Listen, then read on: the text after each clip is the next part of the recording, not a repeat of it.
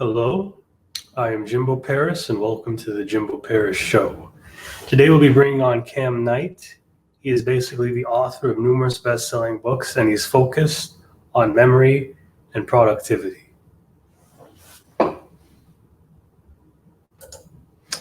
How's it going, man? Not bad, not bad. Thanks for having me on. No problem.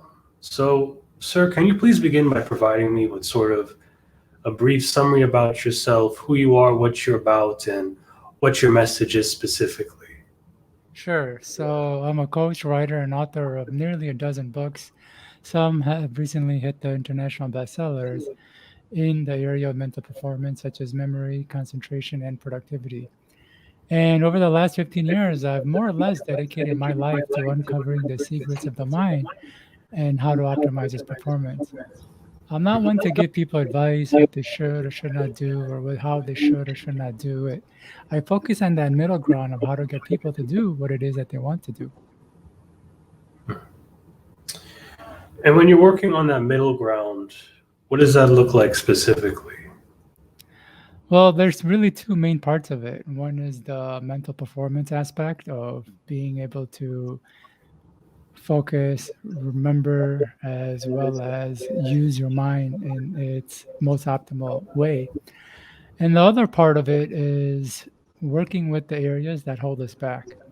I personally believe that there's a part of our mind that is designed to hold us back, and it is actively working to hold us back. And if we're not careful of it, it can limit our success in all areas of our life. And I feel like many people who have a lot of drive and a lot of motivation to do things, but for one reason or another aren't able to do it, they get held back by this part.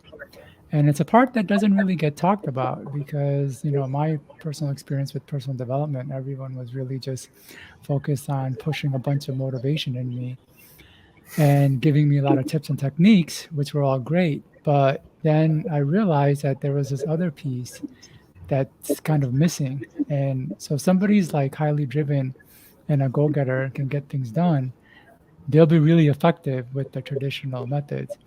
But if someone has a lot of resistance or unconsciously their unconscious mind is holding them and blocking them, then it doesn't matter how much motivation they have or how much tips and techniques, because there's a part that can always try to sabotage them and get in their way. So, sort of tell me yourself, how did you fall along into this journey? What sort of path were you on previously, and how did you sort of change? Well, For so yeah, I mean, if we kind of want to go a big picture, I grew up for the most part in the US. And no matter where you turn, whether it's on television or radio or media or books, there's always this like constant stream of you should be doing more or you need to do your best and reach for the stars and all of that. And it's really great. It's really motivating because it inspires you to get out of your head and think outside of the limitations of yourself to do something bigger. And I would really kind of um, get easily swayed by a lot of this message. So I did want to do something bigger. I felt like there was a bigger purpose and calling, and I had a lot of motivation and drive, like serious amounts of it. However, I couldn't really make things happen. I would go to a seminar or read a book or learn a life tip and think like, yep, that's it. Now I'm ready. And I could see the change. Like I'm just right there. But then for one reason or another, I wasn't acting on it. And that always bothered me. And so the question that ran through my mind for a better part of my adult life was, why is it if I know what to do, I know how to do it, and I have the motivation to do it, but for one reason or another, I can't?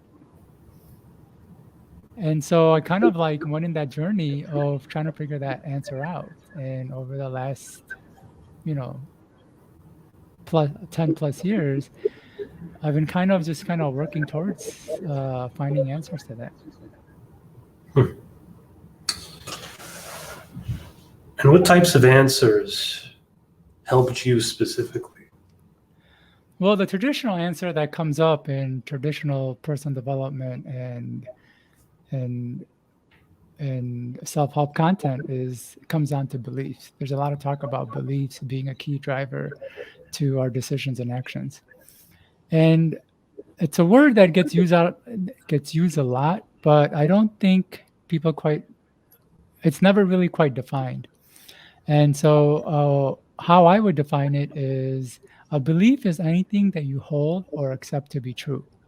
So inside of our mind, we have all sorts of beliefs about all sorts of things. We might have a belief that dogs are great, cats are weird, hamburgers taste good, or driving above the speed limit is dangerous. Now, the way our mind works is that it is designed to have us act in accordance with our strongly held belief. So if we believe that driving above the speed limit is dangerous, as we start approaching that limit, our mind will signal us, telling us, hey, wait a minute, you're getting too close. This is not good. And the closer you get to the limit, the more it will send a rush of fear or anxiety or other things to warn you, to the point where through the fear and other emotional responses, it can actually stop you from going over the limit. And, a belief is a key driver to our ability to act or not. So if we believe that we are capable of something or capable of having success, not only if we believe we're capable, or we have to also believe that it is possible. So one, is it possible? And two, is it possible for me? But that was only one piece of the equation. There's so many other things that are involved in this whole thing that I call resistance. One other aspect of resistance comes from family systems. So family systems is a very interesting theory. It was introduced by a guy named, I believe, Murray Bowen. And he said that we individuals can't be understood, humans can't be understood as individuals, but rather in a system. And one of the systems is our families. And what's really interesting is a family is like a system. It has different roles in it, and we get kind of pigeonholed into a role. And the system, it reinforces that role. So if we try to act out of our role, other members of the family will push us back into that role. And there's all sorts of different roles that the parents and even the children can fall into. What they can be: the good kid, the smart kid, the class clown, the rebellious, and all of that. And what's interesting is that the roles that we fall into our family are roles we tend to play out in our adult lives. And if we're trying to do something that goes against one of our roles that we've fallen into, our mind will put the brakes on it. But the thing about it is our mind doesn't tell us when it puts the brakes in our lives. It doesn't tell us, oh, hey, wait, you can't do this because your beliefs are not in line with it. Or you're not going to do this because your family role goes against this. It just kind of stops you or distracts you. And then you wonder, why is it that I can't get this thing done? That's quite interesting. You sort of went into how the mind works, but can you kind of just give a general summary just for the audience so they sort of get a perception on how the mind technically works? Yeah, so more or less, anytime you have a decision or a choice or an option that stands before you, that decision, choice, or option gets filtered by the mind using a whole host of criteria. And a couple of the criteria I mentioned is beliefs and family systems, and there's a whole host of others. And if that decision is not in line with the criteria, your mind will prevent action. It doesn't matter how much motivation you have. It doesn't matter how much knowledge you have on the topic. But if you're trying to do something that goes against one of the criteria that your mind evaluates, it will put the brakes, and so you're not able to act. And so as humans, we have all sorts of things that are going on internally that it's pretty much decided what we can and cannot do. And it has decided pretty much all our decisions from now until, until the end of our day, more or less. And when you began building this, how did you begin teaching clients? Because I would come to believe that your mind may personally be different from the minds of some of your other clients. How did that sort of develop? Where you specifically gave them certain lessons? Yeah, I actually come from the mindset that we humans and our minds tend to be a lot more similar than different. So if I'm going through a certain struggle and the struggle is for, these reasons, or I have a certain block, there's a good chance that somebody else is going through a similar block, and there's even a better chance that the reason is very similar to mine. Now, I'm not saying that all of everyone's blocks and issues are all the same. It's not. That's why, just because there's the sheer fact that the mind processes all sorts of criteria means that there's all sorts of reasons why we can be blocked or held back or kept from moving forward. Though I use that as a general framework to understand that, if there's something going on with me internally, there's a good chance it's going on with somebody else. And usually I just try to pick out people who might be, whose issues or struggles are similar to mine, and they can resonate with me.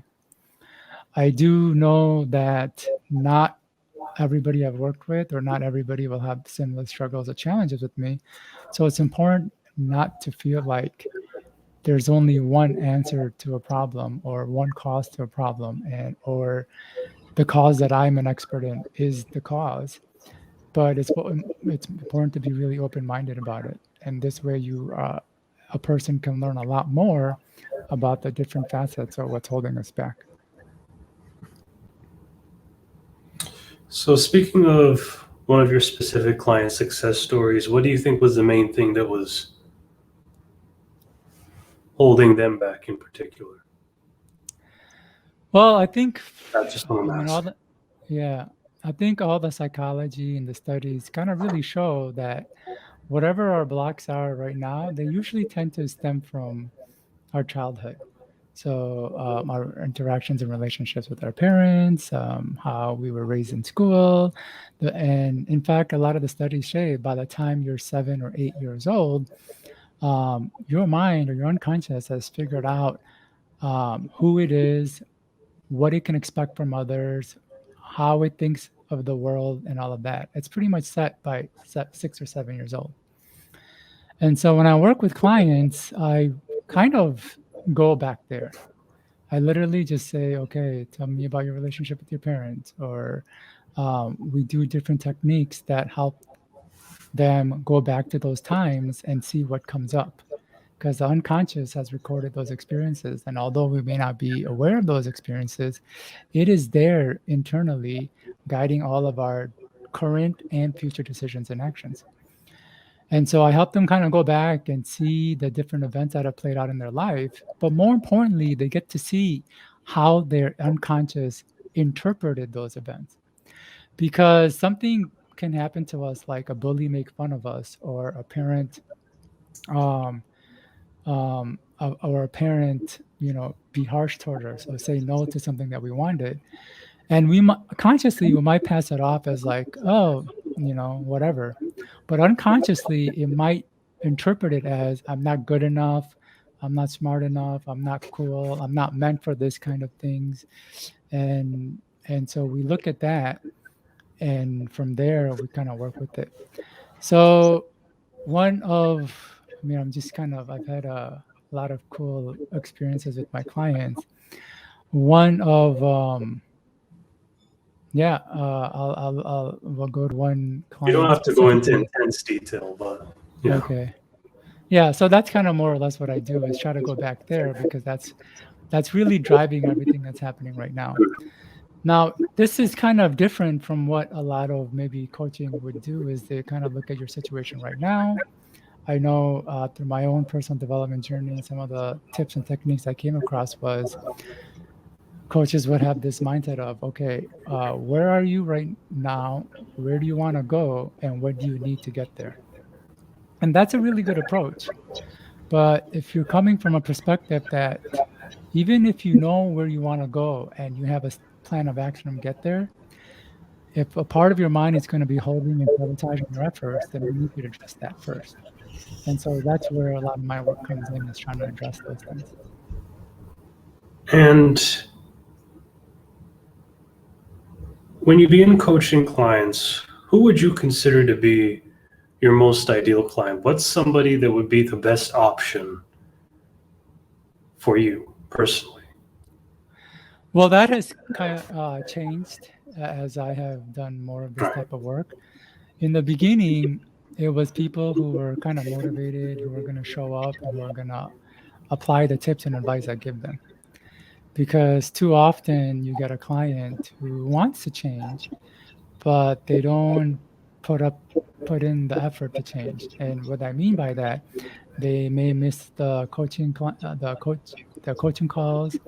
You can give them tips and they won't apply it, or they'll be resistive to any sort of feedback. And as you can imagine, it's really hard to coach somebody who can't or won't take tips or advice. And I remember in my own journey, I was like that. I had a very resistant personality. In fact, I had a lot of authority issues where if somebody gave me advice, I wanted to do the opposite. And so and when I would do coaching, and I remember like different contracts would say, you have to show up, you have to listen, you have to pay, you have to apply the advice. And I'm like, why are they going through that? Of course I'm going to do that. I'm paying you to do that. So why wouldn't? But surprisingly, I'd find out that even though I paid somebody money, I still wouldn't listen to them. And then I started experiencing that as well. That just because somebody wants coaching and pays for it doesn't mean they're actually going to go through the program or even apply the advice. And again, it was that question that coming up: why is it if we want to do something, we know what to do and we know how to do it and we have the motivation, but we can't? And then as I started learning more about resistance, I was able to work with some of the difficult clients. And I started to realize that this is kind of like by nature calling. This is who I really like working with, the ones who have had challenges with other programs or other books or other advice and not being able to apply it, because I can really quickly help them not only understand their resistance, but unlock and release it.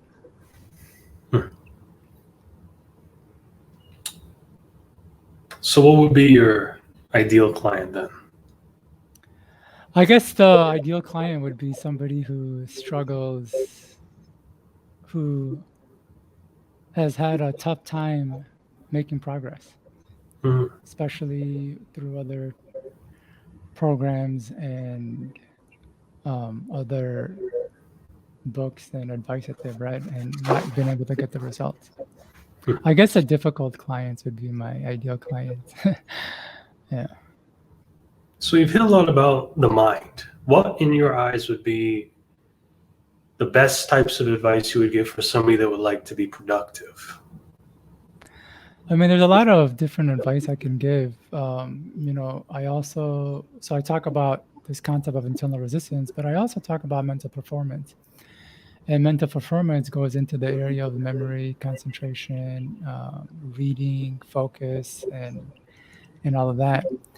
And I think memory is a really key piece to our development and growth, as well as our productivity. In fact, I would say that everything that you do or not able to do in life is a direct result of your ability to remember to do it or not do it.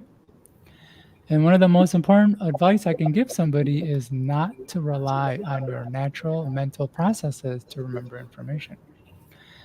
That's because as humans, we forget as much as 80% of what we hear, see, and learn within a few hours of hearing, seeing, and learning it. So that's not within the first few days, weeks, or even months, but within the first few hours. What's more is we rely on our memory to remember much more than that. So we'll come across a great idea, important instruction, valuable advice, or a painfully obvious fact and think that it's just too great, too important, too valuable, and too obvious to forget. And sure enough, we forget. Then we do it again. We'll come across an even greater idea, more important instruction, more valuable advice, or painfully obvious fact, and think that this time is just way too important, great, valuable, and obvious to forget. And sure enough, we'll forget again. And not only do we forget the thought or idea, but we forget that we had one in the first place. We forget that we forgot. It's as if we never even received it. And it's kind of sad because many of us live our lives like this. We're constantly doing the same things over and over again and making the same mistakes over and over. And it all comes down to forgetting. And when you give all this advice, who do you think your main demographic is? Is it white collar workers, people that focus more on other things such as farming or other activities, or maybe even college students or entrepreneurs? Who is sort of the group that touches base the best with you when it comes to productivity? I think it's a lot of people who have graduated college and are either in the workforce or they're an entrepreneur. And when I mean workforce, more people who are, I guess, white collar workers, and obviously people who are in business and starting their own business. Though the principles, like a lot of personal development, it can be applied to any area. It's just when I write or when I put together my content, I have this demographic in mind. And given the nature of some of my materials, such as concentration and memory, it also helps students because students need better focus to study their materials, as well as better memory to be able to remember it for exams and essays and all of that. So if someone was in your shoes, what piece of advice would you personally give them to reach your state in life right now? I think the most important advice I can give somebody, well, there's a lot of important advice, but one of the more important advice is to be consistent. And when you say if somebody was in my shoes, well, one of the biggest challenges I had developing my career as well as my productivity and success was that I wasn't showing up on a regular basis. What I would do is I would put a lot of effort and work really hard and get to one level or one stage in my personal or professional career or growth. And then I feel like, oh, wow, I put a lot of effort in, I did so much, and I can relax, or I could take a step back, or I could take a break. And so that's what I would do. I would kind of take a break, step back, move away from it, thinking that I could return to the same level. But never, ever, never once was I ever able to return back to the level that to prior to my break. And so what I was doing, and I wasn't really aware of it, was I was taking more or less 5 steps forward and 4 steps back. So I'd be working really hard to take 5 steps forward. And then once I stopped, my momentum would fade. I would forget a lot of the things I had done, the commitments I had made, the skills I had developed, and I would slowly start to regress. And then when I'd start back up again, I was a few steps back. So then I had to work hard to build that momentum and get my plan and organization in line to get started again. And so for a long time, and I was completely aware, I was in this like caught of the cycle of, again, 5 steps forward, 4 step back. And then once I realized what I was doing and how much effort I was putting in for really little to zero results, I changed things. I made sure that I'm always showing up every day. And what I realized through this experience is that as humans, we're either growing or regressing. There's no in between. There's no I'll work out for 3 months and lose a bunch of weight and keep it lost forever. There's no I'll work on this skill for 6 months and have it for the rest of my life. As soon as we stop, we start losing it. And if we're not careful, we can go back to a level before that we even started. And once I understood that principle, like I'm either growing or regressing, there's no in between, there's no taking breaks. I make sure that I'm always just showing up. In fact, Woody Allen has a quote. He says 80% of life is just showing up. And by that, I mean, there are going to be days where you're not on your A game, things are not going well, you're tired, you're exhausted, you do want to take a break. There's going to be days where you aren't feeling motivated in what you're doing and you want to change gears, or there'll be days where it's feeling like you're not seeing foreseeable progress or a light at the end of the tunnel. And all of these things can really take us off course if we are not careful. So what I make sure to do is, no matter what I'm feeling, no matter how things are going, no matter what challenges I'm experiencing, I still show up. I may not be as productive as I would like in a given day or week, but I don't let that affect me from showing up the next week. And I might hit it really strong the next week, but I won't let that affect me from coming back the week after. It's just constantly showing up. And if somebody applies this advice, it just shows up no matter what, I promise they will see progress. Sometimes they'll have to go through some tough challenges and a lot of like inner turmoil of, is it even possible? But if they keep showing up and doing it consistently, eventually they'll get to the next step or the next level. Now you bring up a very important additional statement. You mentioned momentum. What do you think is the key to building that momentum in one's life? Yeah, well, consistency on the surface seems like such a simple statement. Just show up every day. But consistency is probably one of the hardest things somebody will do. Because as I mentioned, there's all sorts of things that are going to come up that's going to take a person out of consistency. And some of those things I had mentioned, like how we're feeling about something. Maybe we think we made too much progress and we can give ourselves a break. Maybe we're not seeing enough progress and feel like it's not worth it, so we step away. Maybe we're tired. Maybe we're not motivated. But other things that can take us out of consistency are also the shiny object syndrome. So we might be working on a project or pursuit, but then think about something else that we could be doing. And then we jump to that. And then once we jump to that, our mind will see some other project or pursuit or see somebody else succeeding and want to jump to that.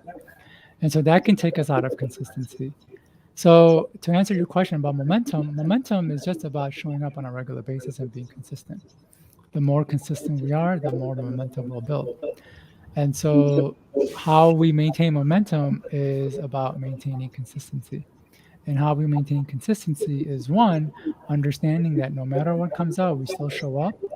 And two, there's going to be a lot of like shiny objects that are going to vie for our attention and take us out of our commitment, and to make sure that we resist those things. And so we're always working on the thing that we've committed to until it's finished.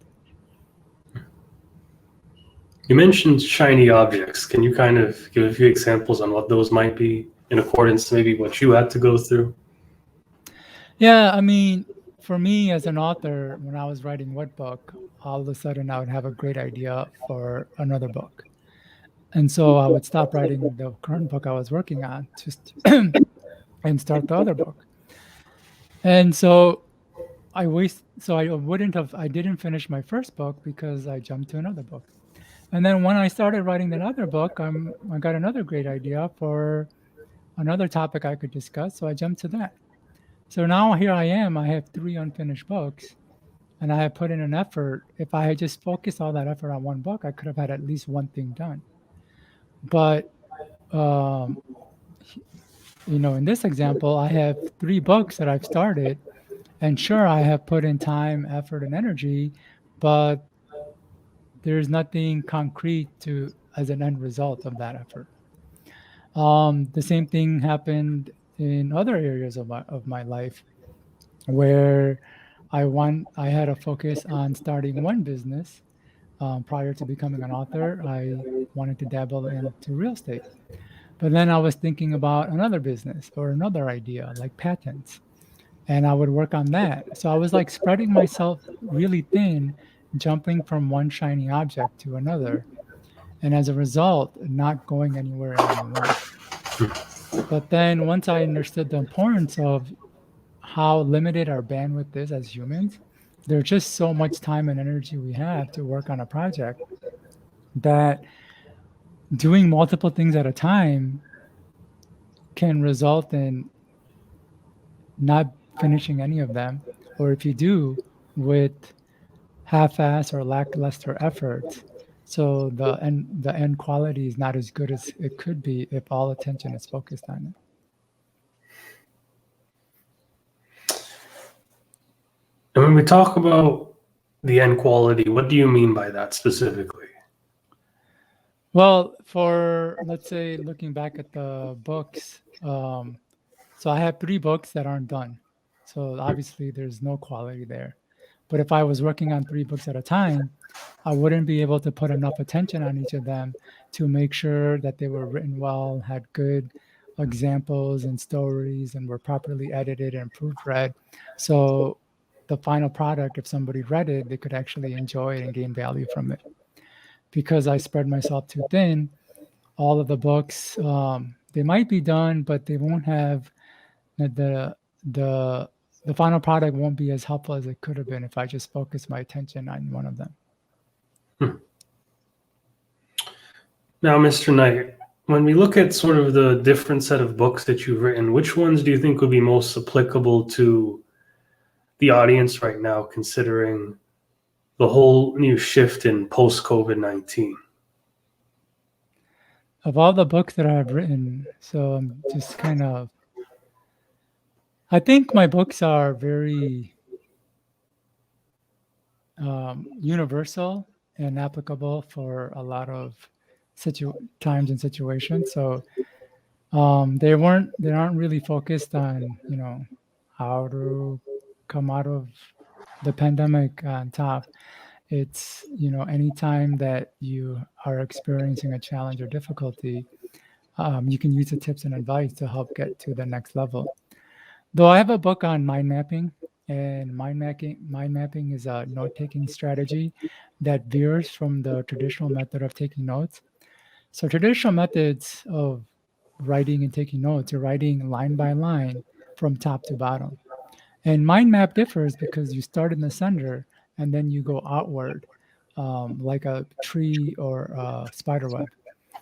And mind mapping is not just great for note taking, but it's really helpful for decision making, planning, writing, brainstorming, goal setting, and a whole host of other activities.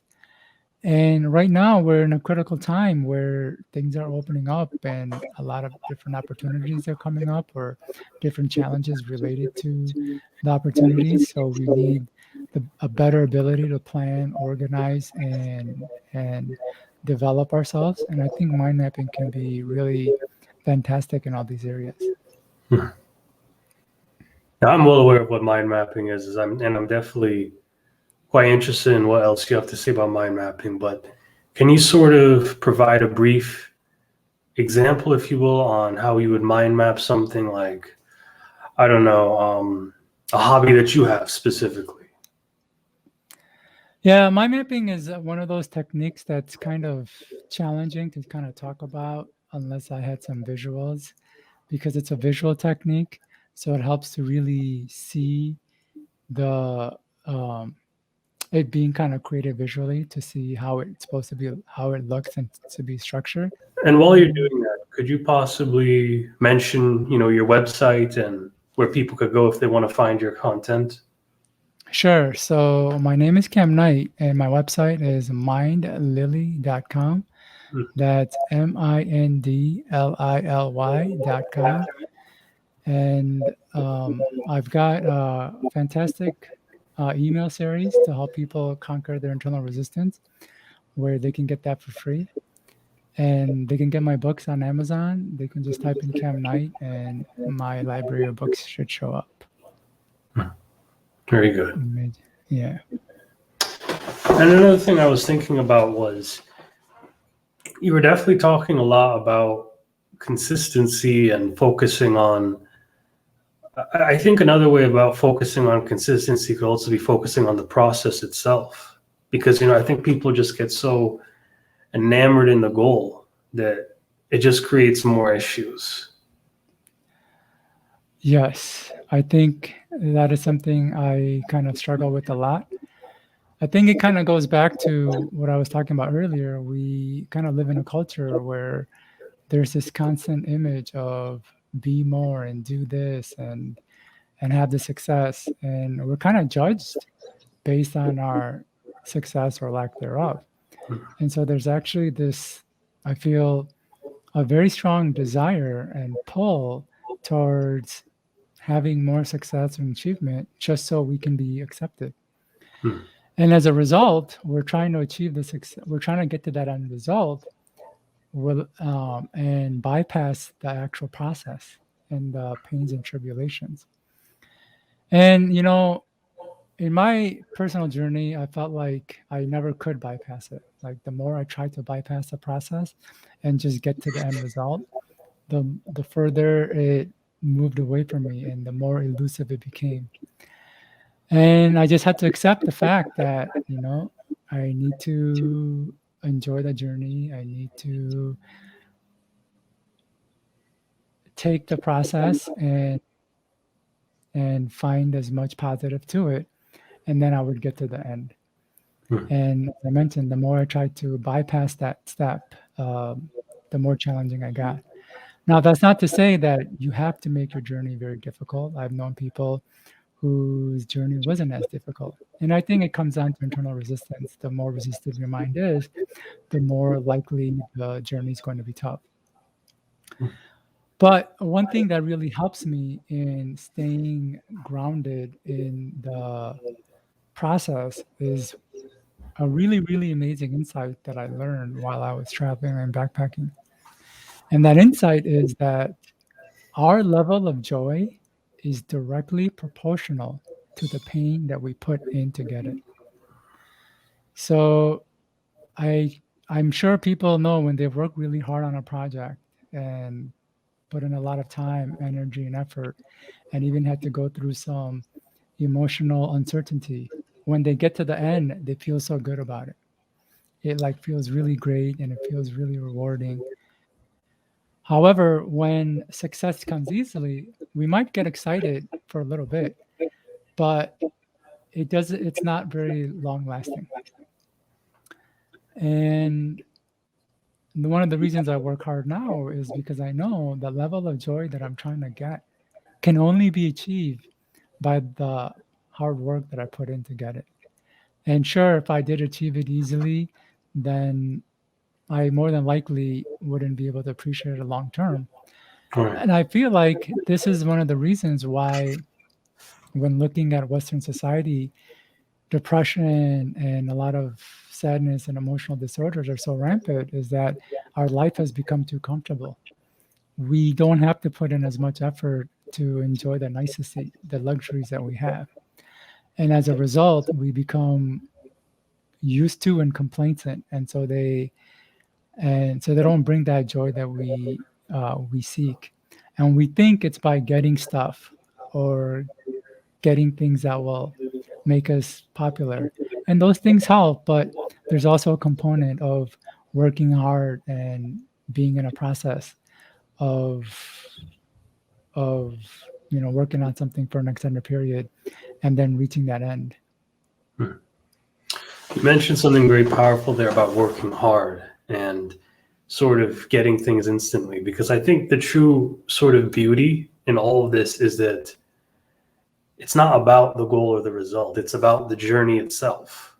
Yes. Because that's sort of what creates that story that you can always look back on and remember. Yes. And the problem is people are just not tapping into that journey, or what you said, sort of that I want to get it now scheme. Yeah. And it comes down to the motivation a person has. Are they doing it just so they can have a value and self-worth, so people can see that they're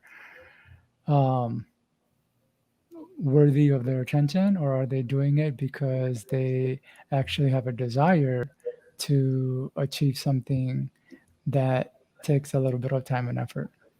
And if we're going for the first, then naturally we're going to be drawn for that instant gratification. We just want to get to the end result so we can reap the benefits of the end result. But I think the journey has a lot in it. There's a lot of learning, there's a lot of growth, there's a lot of insights, there's a lot of testing yourself and meeting who you are as a person. And that's something that came up to me a lot when I was in my journey and at times struggling. When you try something or take on a project or pursuit that is bigger than you or more challenging, and you have to go through some of the emotional turmoil, especially of uncertainty, you get to see who you are. You get to see who you're made of. And those things aren't things that you can just buy or get from material possessions. They come through the process. Now, another thing I want to sort of get into is, what are some common misconceptions that people have about what you personally do? And how did you begin to sort of move those misconceptions into who you really are as a person? Oh, that's a really good question. What are some common misconceptions? I think the common misconceptions that usually come up, I feel like are really related to the concept of internal resistance. So if I talk to somebody about, hey, I do coaching, or I'm an author of these topics, especially let's a great example would be my speed reading book. So I have a speed reading book that can teach people how to very rapidly accelerate their reading speed in a very short time, and not only improve their reading speed, but their comprehension and memory. Immediately when they think of that, they think that involves skimming, that involves scanning, and that involves reducing comprehension immediately. And I have to kind of shift their thinking. I'm like, no, it's possible to read more words faster and still comprehend those words, and more importantly, remember them afterwards. And I could see when I'm talking to some people that they don't really believe me, and then they think I'm just trying to sell them some gimmick or some trick. But I think it is possible, and many people have seen the results that it is that you can quickly accelerate speed, and still retain more and understand more. So that's like a common misconception. But if I were to, generalize the misconceptions that kind of come up, is that whatever technique I'm presenting, that it's going to take a lot of time, it's going to take a lot of effort, and it will work for only certain types of people. Or if it has worked, the person got lucky, or they were just in that right space. And sometimes that's true, but the way that I design and write my content is try to make things as simple as possible, and create as little barrier for people to get started and to see results. Obviously, the more effort they put in, or the more they apply a technique or a system that I am teaching, the more results they're going to get. But it's really important for them to get quick results so they can see that, hey, it is possible. And that's really kind of the challenge that I kind of come across. But something that I was alluding to at the start of me answering this question was that when resistance does show up, where they make these generalizations of, oh, it wouldn't work, or it probably means this, or something else, it usually means that a part of their mind is trying to hold them back or keep them from putting in the effort to get the results that my books or material can provide. And when we sort of look more into the idea of speed reading, how do you feel about a lot of those other speed reading books? What does your book in general do that's a lot more better than some of these general books? Like, I've heard there's certain tactics, like, using your finger to draw across, the paper, that helps. But does it really, how fast is too fast? Yeah. Well, you've kind of asked a couple questions, so I'll try to answer them. One is, too fast is when you're not comprehending what you're reading. So anytime you get to a point where you're missing information or not picking up the meaning of the different sentences, and as a result, the meaning of the entire passage, you're moving too fast. Another way to be too fast is when your eye movement is very erratic. So instead of being able to go from one sentence to the next, it's kind of like skipping and jumping almost haphazardly. So you're missing words that you could be picking up. And how my technique differs is that there are a lot of techniques, and I read different books, and I think everybody is bringing something good, unique, and usable. And so there are techniques of pacing, where you use a finger or a pen and you move it fast enough to force your eyes to start moving faster so you can pick up more words. And that works. There's also the index card technique, where you're trying to cover words and sentences that you've already read, so you don't regress or backtrack. Because a lot of reasons we don't read fast is because we spend too much time going back to words that we think we missed. And so if we can stop regression, we essentially record reading speed. But that's not the perspective that I come from. I come from the perspective that our mind and eyes have the ability to take in and process much more words in a single glance. That is, if you or our listeners could do an exercise right now and look up from their computer and just notice their room or wherever they're at, and notice everything there. Maybe the paintings on the wall, the carpet on the floor, the table, and everything else. Your eyes can take in all of that stuff instantaneously. It's not going, well, that object over there has 4 legs and a flat top, so it must be a table. And the object next to it has 4 legs, a flat top, and a backrest, so it's probably a chair. No, you move your eyes in a direction and they instantaneously detect and simultaneously see what is there. So I wondered, why can't we do that with text? And the thing is that we can. It's just that we weren't taught to. Our educational system does a great job of combining letters to form words and words to form phrases and sentences, but it doesn't show us the best way to do that.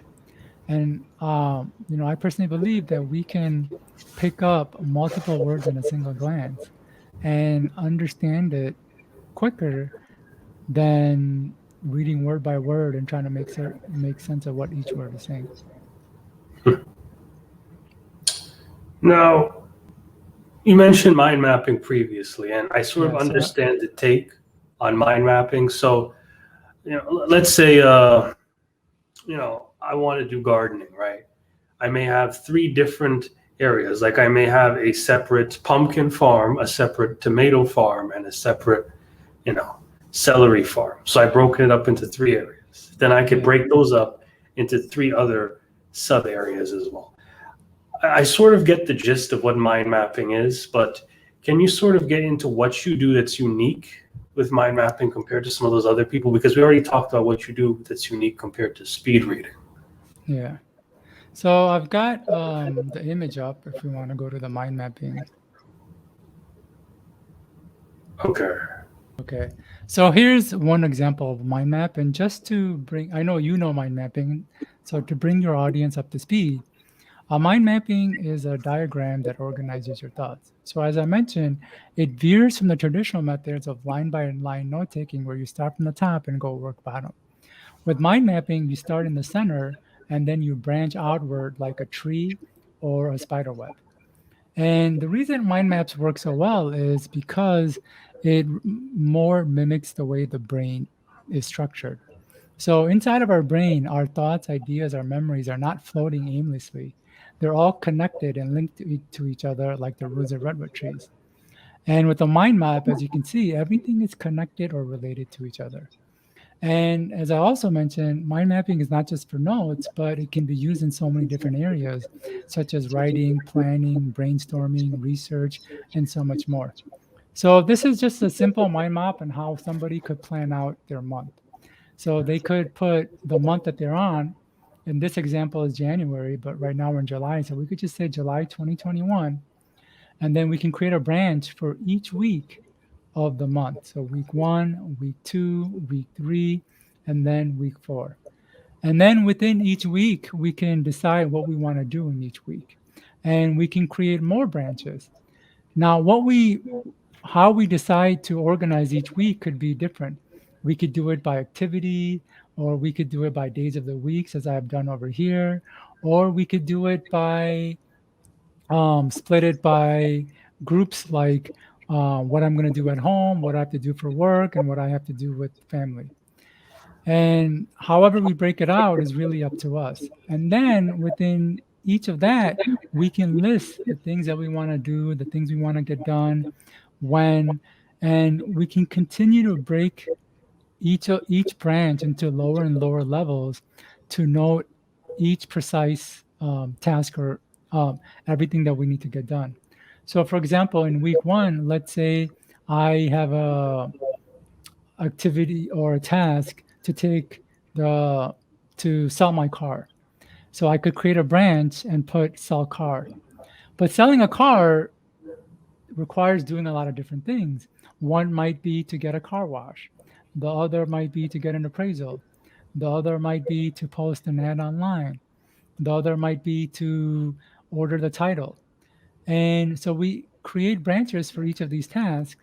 And within them, we could break it down even further to list what we need to do each of these tasks, when we'll do them, the time, and so forth. So this is just one example. And again, we can do it so many different ways.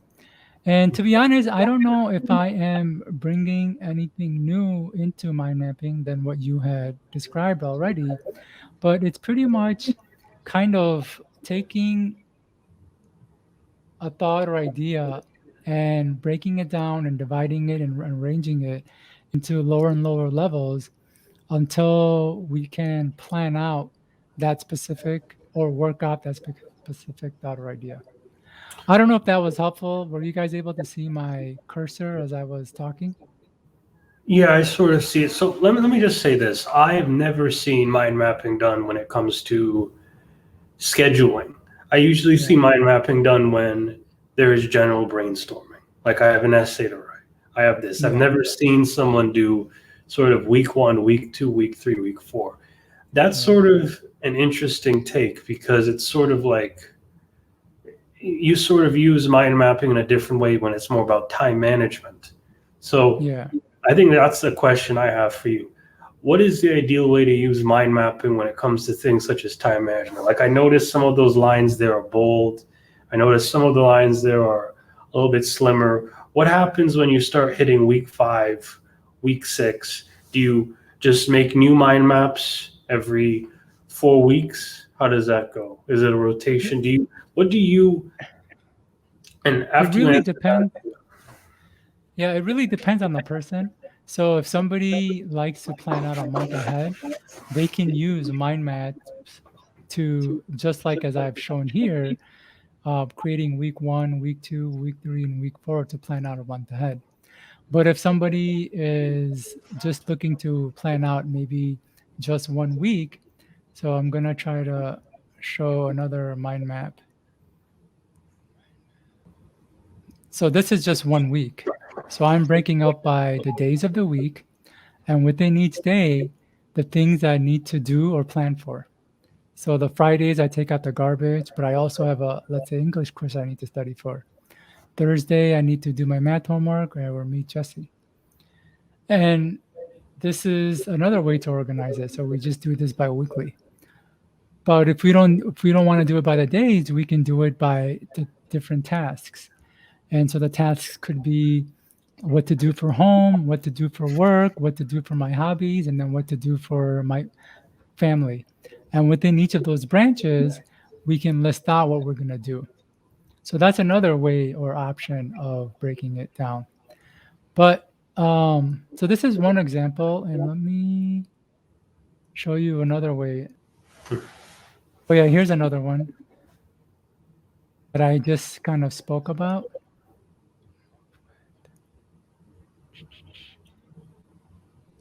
So this doesn't do it by days of the weeks, it does it by categories.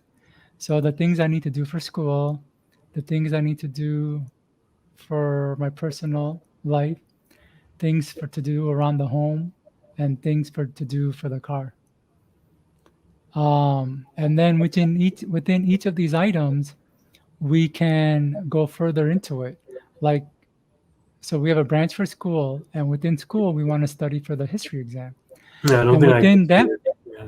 yeah, and within that branch, we could say, read the textbook, review the notes, um, go over the slides, and things of that nature. And we can go into lower and lower levels to really um, flush out and detail everything that we need to do and get done, and how we're going to do and get it done, as well as when. And let me see if I can pull up some other examples of mind maps. Yeah, that was just one observation I had. I've just never seen anyone use mind mapping to schedule anything. That's actually quite new to me. Yeah. So here's somebody planning their wedding, and they're going to decide what they want to do or have done by month 3, month 6, month 8, and then 2 weeks before, week before, and day before.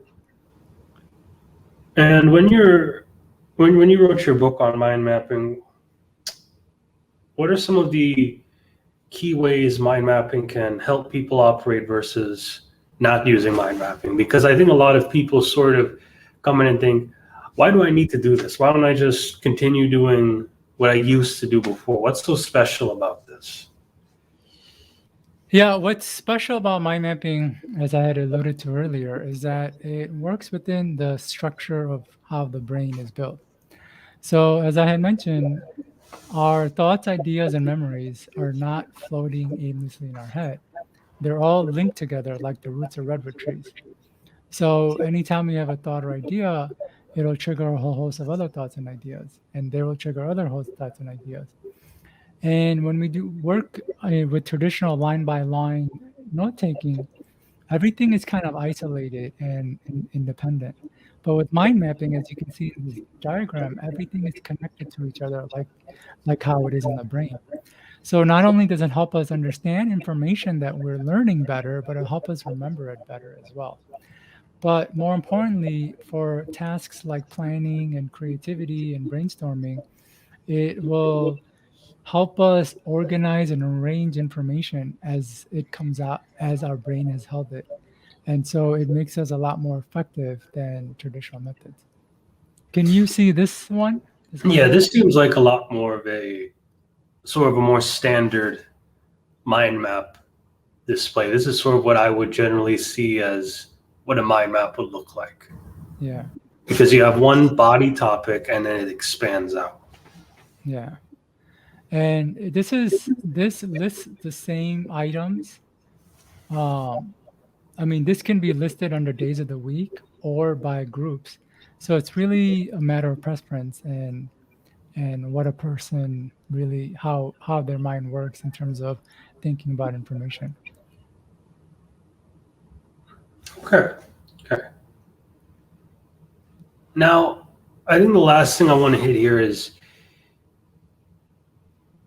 what is the future for what you can provide to people? What is the future for your personal mission that you have? Well, I first started off writing books, and as I mentioned, I've written about a dozen now. And then I started moving into creating online courses, and they revolve around like internal resistance. I feel like a topic that has been heavily overlooked. And now I am focusing on an area of healing and overcoming some difficult stress and trauma. And I kind of say that I heal the broken. And so I'm moving more in that direction because it's an area that is, a lot of people, what I'm noticing working in this area is that they have experienced some real challenges in their life. And it's affecting everything they're doing today. Uh, Not just what they're doing, but their mood, how they experience the world, their interactions with people. Everything is filtered through the events that played out in their past. And those events could be from a rough childhood, um, you know, for veterans, PTSD, and other experiences that are worse than rough childhood and PTSD.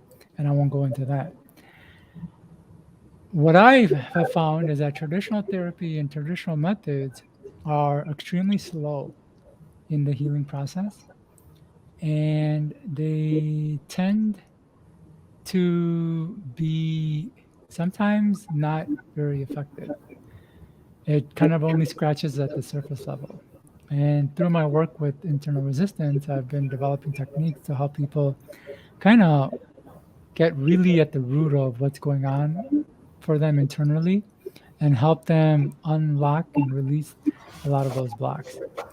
So I see that being a good thing to work on for me in the future.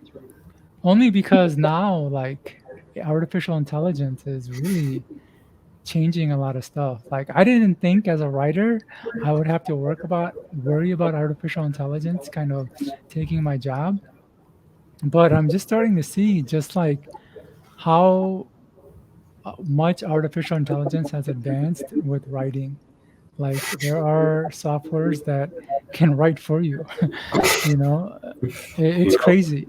It's crazy, and they can do a better job. Like, you can just say, "Hey, I want to write a blog about cryptocurrencies, and I want to talk about this," and it'll go online, get information, and you can just see it typing it out, and it's like it's kind of mind blowing. So I think it'll be good to have something that would be a good fallback, at least for the moment. Very good. And are there any other final words you'd like to say or provide to the audience?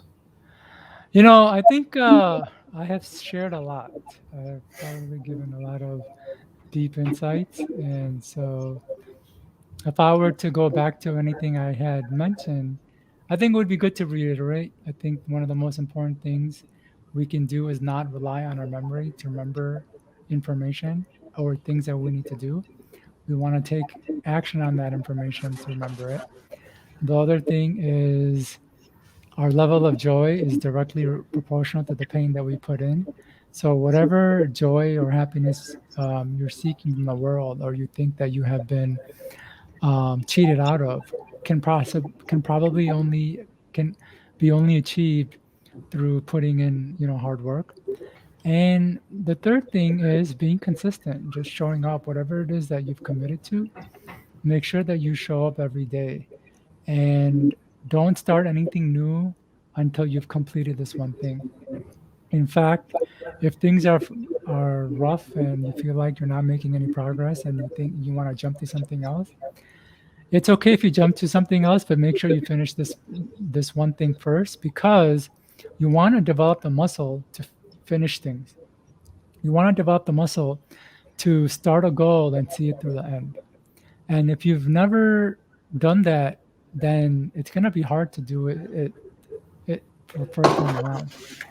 But once you can develop the muscle of finishing things and achieving goals, then you can take on bigger pursuits. And if you're struggling in life, it's because you're just not sticking long enough to see something to the end. And I really recommend people do that.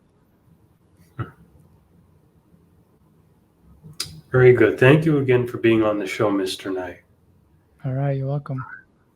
I'm Jimbo Paris, and this is the Jimbo Paris Show. Thank you for listening.